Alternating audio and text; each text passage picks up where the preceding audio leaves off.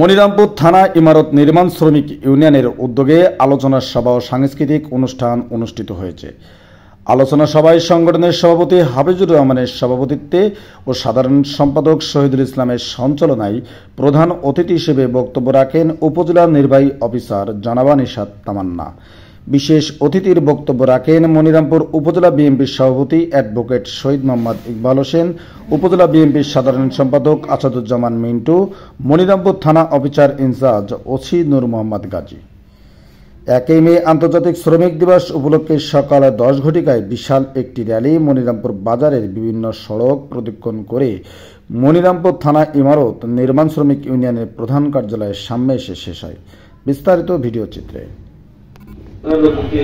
উপজেলা নির্বাহী কর্মকর্তা, মৎস্য উপদেষ্টা, অন্যান্য বিশেষ অতিথিবৃন্দ, সামনে উপদেষ্ট আমার প্রিয়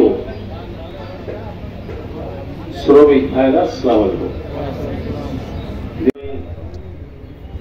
নির্মাণ শ্রমিকদের আন্তরিক অভিনন্দন এবং শুভেচ্ছা জানাই। আমি খুব লম্বা বক্তব্য দেব না, শেষ করব। সুস্বাস্থ্য কামনা করে শেষ করছি। আল্লাহ হাফেজ। আমি কিন্তু পাবলিক প্রোগ্রাম বা বাহিরের প্রোগ্রামগুলো খুব কম অ্যাটেন্ড করি, একদম যাই না বললেই চলে, খুব কম প্রোগ্রামে যাই।